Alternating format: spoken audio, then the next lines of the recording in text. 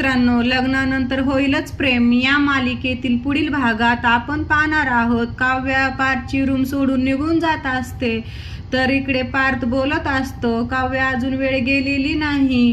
तर काव्याचा रूम बाहेर पाय निघत नसतो. ती विचार करते की अहो, मला एवढा त्रास कसला होतोय, मला फक्त रूम सोडून दुसऱ्या रूम मध्ये जायचंय ना, मग पार्थ सोडून जाण्यासारखं का वाटतंय.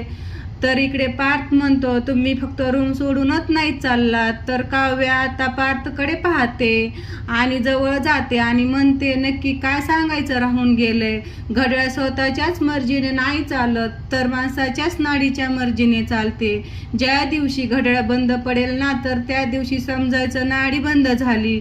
तर काव्या लगेच तोंडाला हात लावते आणि म्हणते की असं काही अपशकून बोलू नका. जोपर्यंत तुमची काव्य आहे ना, तोपर्यंत तुम्हाला काहीच होऊ देणार नाही. आणि यानंतरचा भाग पाहायचा असेल तर आपल्या चॅनलला सबस्क्राईब करायला विसरू नका. धन्यवाद.